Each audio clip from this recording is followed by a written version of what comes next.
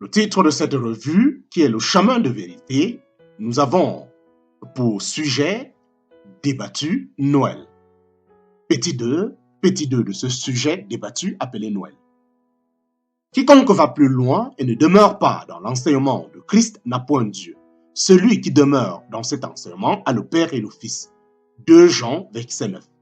Est-il possible qu'une pratique que ni Jésus ni ses porte-paroles inspirés n'ont jamais mentionné fasse partie de l'enseignement de Christ? Une obligation sans que les apôtres le sachent. Une obligation sans que les apôtres le sachent.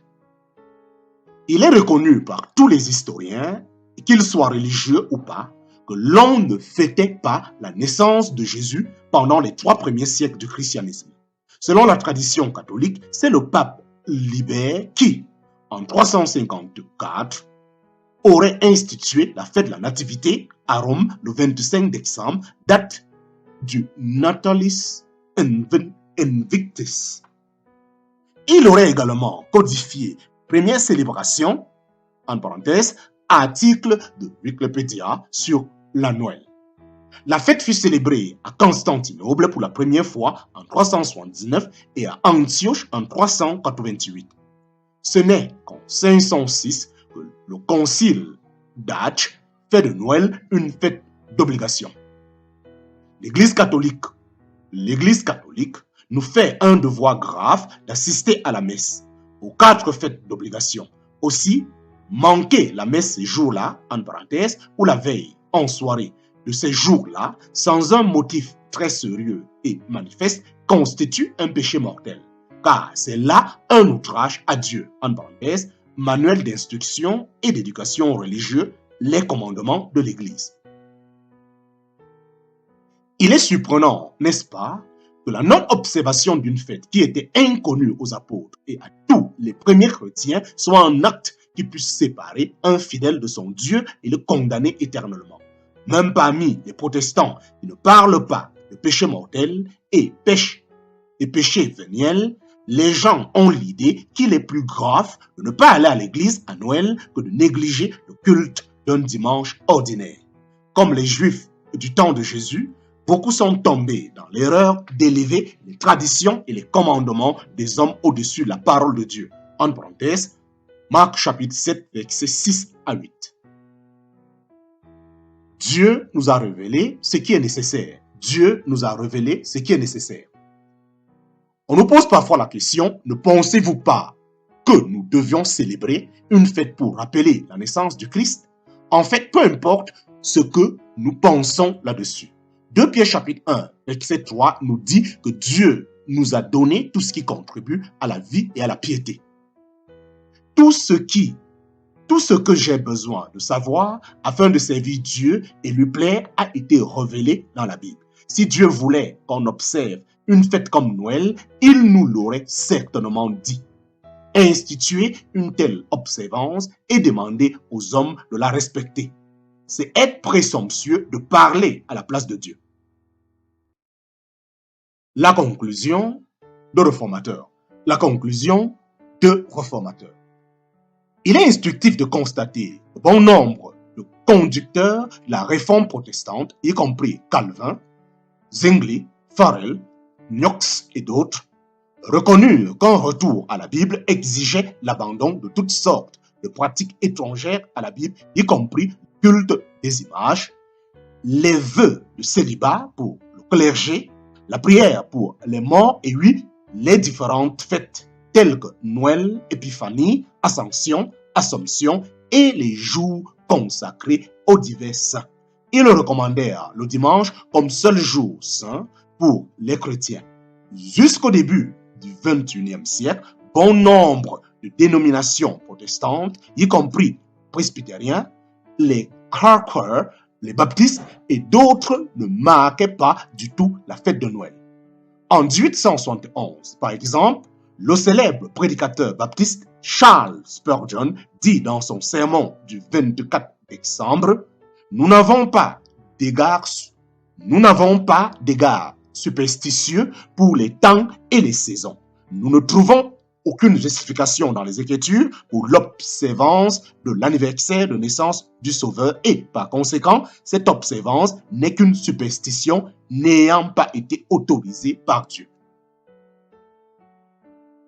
Si nous voulons respecter réellement l'autorité de la Bible et nous garder d'introduire dans l'adoration de Dieu les traditions humaines et les pratiques qui ne conviennent pas, qui ne viennent pas et des pratiques qui ne viennent pas de Dieu, cette question est déjà réglée. Aucun passage biblique ne soutient l'observance de la fête de Noël dans les églises. Ceux qui veulent parler là où la Bible parle et se taire là où la Bible se tait ne peuvent donc pas recommander une telle observance. Il reste cependant d'autres points qu'il vaut la peine de traiter. Le 25 décembre, n'est-ce pas quand même l'anniversaire du Seigneur? Le 25 décembre, n'est-ce pas quand même l'anniversaire du Seigneur? Nous avons déjà établi que la fête de Noël remonte seulement jusqu'au milieu du IVe siècle. Étant donné que personne ne connaissait la vraie date de naissance de Jésus, les hommes ont bien sûr eu l'idée de célébrer sa naissance avant de fixer le jour de la fête. Pour certains, c'était le 20 mai, pour d'autres, c'était le 6 avril, d'autres encore avançaient le mois de septembre. On penche quelque temps pour le 6 janvier, on finit par se mettre d'accord sur le 25 décembre.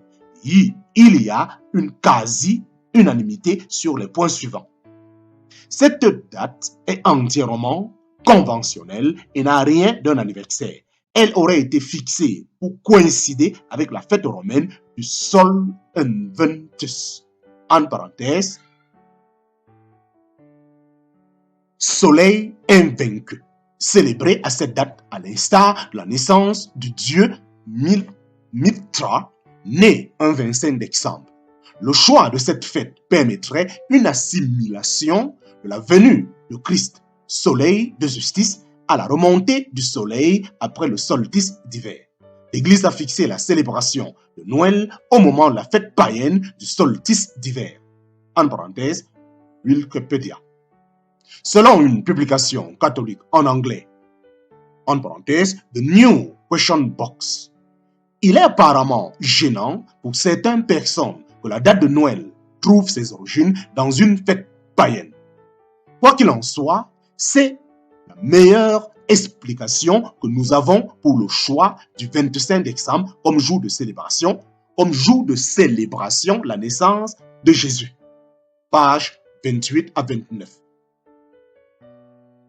Beaucoup ont fait la remarque que même si nous ne pouvons pas savoir exactement quel jour Jésus est né, nous pouvons être assez certains qu'il n'est pas né en décembre, au beau milieu de la saison pluvieuse en Palestine. En effet, le seul indice biblique de la période de l'année où le Seigneur est né nous dit, en Luc chapitre 2, verset 8, « Il y avait dans cette même contrée des bergers qui paissaient dans les champs les veilles de la nuit pour garder leurs troupeaux. Or, il est bien connu que les bergers dans ces zones ne paissent pas les nuits avec les troupeaux dans les champs pendant les mois de mauvais temps qui ne prennent fin qu'en mars. » Quelle est l'origine des diverses traditions associées à la Noël? Quelle est l'origine des diverses traditions associées à la Noël? Mais ce n'est pas seulement la date où l'on observe Noël qui doit son origine à ces fêtes païennes.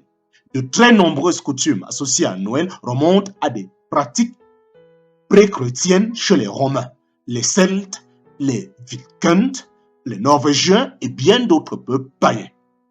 Adopter et adapter les coutumes des païens était une politique consciente de l'Église catholique. Un exemple parmi plusieurs se trouve dans une lettre adressée par le pape Grégoire à l'abbé Miltus en Grande-Bretagne vers l'an 606. Il ne faut en aucun cas détruire les temples, les idoles du peuple. On peut détruire les idoles elles-mêmes, mais il faut asperger les temples d'eau bénite, y dresser des autels et déposer des reliques. De cette façon, nous espérons que le peuple, en voyant que leurs temples ne sont pas détruits, abandonnera son erreur, se rassemblant plus facilement dans leur lieu habituel et parviendrait à connaître et adorer le vrai Dieu.